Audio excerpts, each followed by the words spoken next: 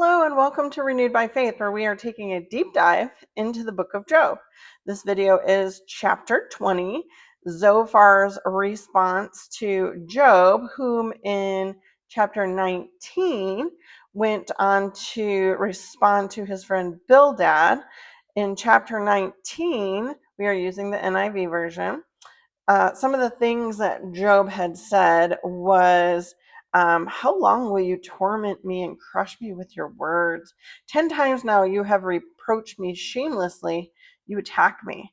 And he says, if indeed you would exalt yourselves above me, and use my humiliation against me, then know that God has wronged me and drawn his net around me.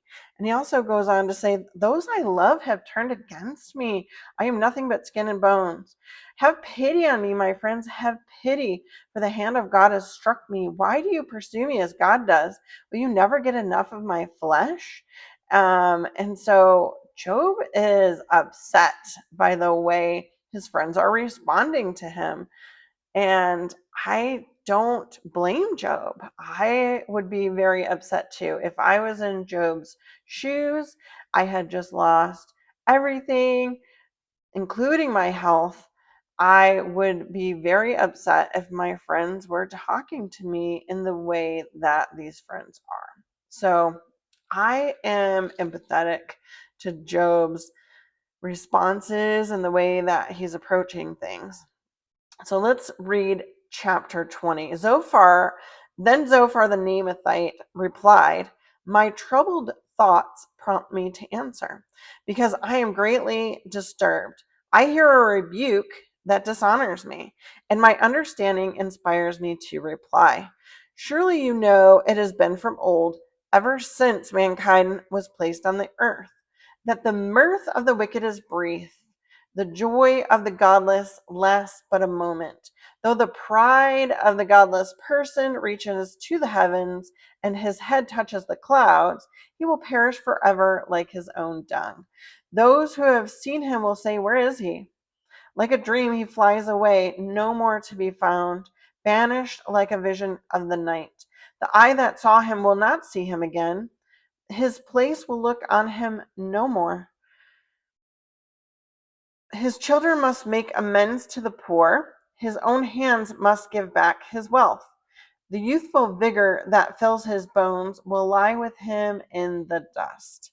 Though evil is sweet in his mouth, and he hides it under his tongue, though he cannot bear to let it go and lets it linger in his mouth, yet his food will turn sour in his stomach. It will become the venom of serpents within him. He will spit out the riches he swallowed. God will make his stomach vomit them up. He will suck the poison of serpents. The fangs of an adder will kill him. He will not enjoy the streams, the rivers flowing with honey and cream. What he toiled for, he must give back uneaten. He will not enjoy the profit from his trading, for he has oppressed the poor and left them destitute. He has seized houses he did not build. Surely he will have no respite from his craving. He cannot save himself by his treasure. Nothing is left for him to devour. His prosperity will not endure. In the midst of his plenty, distress will overtake him. When he has filled his belly, God will vent his burning anger against him and rain down his blows on him. Though he flees from an iron weapon, a bronze-tipped arrow pierces him. He pulls it out of his back, the gleaming point out of his liver. Terrors will come over him. Total darkness lies in wait for his treasures. A fire unfanned will consume him and devour what is left in his tent.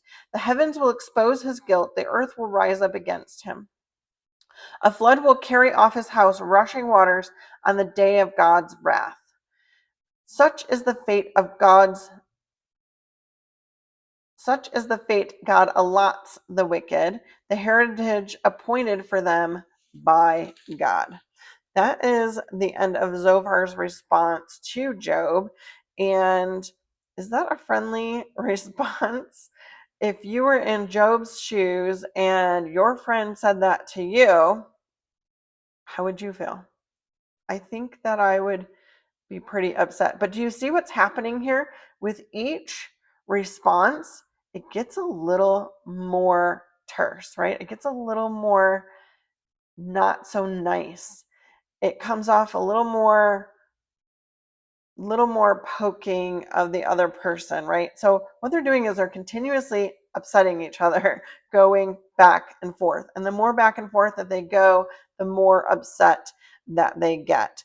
But I don't believe the friends are, I don't believe that they're making good choices in what they're saying, but I'm sure that that probably wasn't their intention in the beginning, right? They did come to sit with Job initially in his grief. But what happened is when we start to voice our opinions and we start to accuse someone of something, they get defensive. And then you start to go back and forth.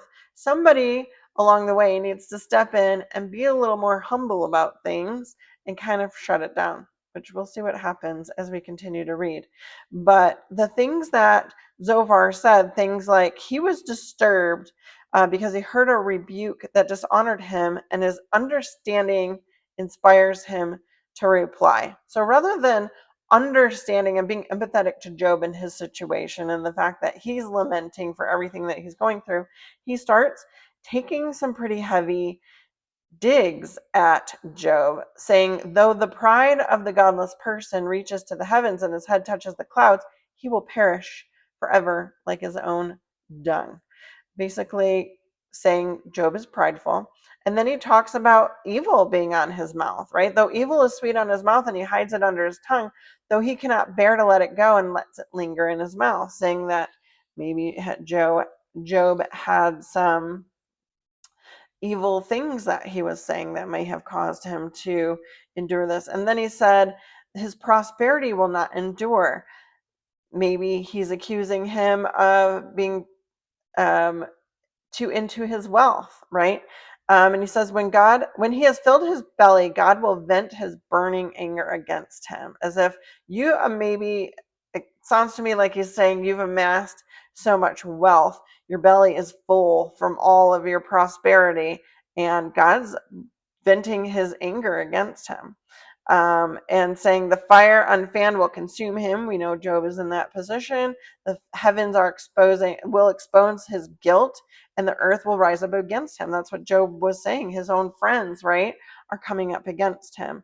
So what Zophar is saying is that it's Job's fault that he's in the position that he's in, right? So he's blaming Job for what he is enduring, which, regardless whether that is the case or not, is that the way a friend should respond to a friend in grief?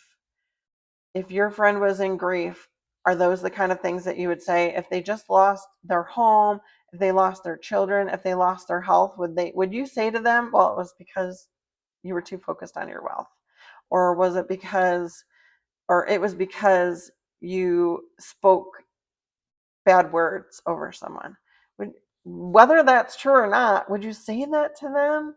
Or should we be empathetic like they were in the beginning and just sit with them and listen to them and hear their lament, right? So now we'll get, before it was, a little bit longer responses, it'll start to pick up the responses back and forth. Next chapter, Job responds to Zophar, and then we hear from Eliphaz again. So thank you for tuning in. Thank you for joining me again for this study. We are still we're almost about halfway through, and then eventually the action will pick up and we will start to see a bit more about why Job is going through what he's going through. Thank you for joining me. I appreciate you.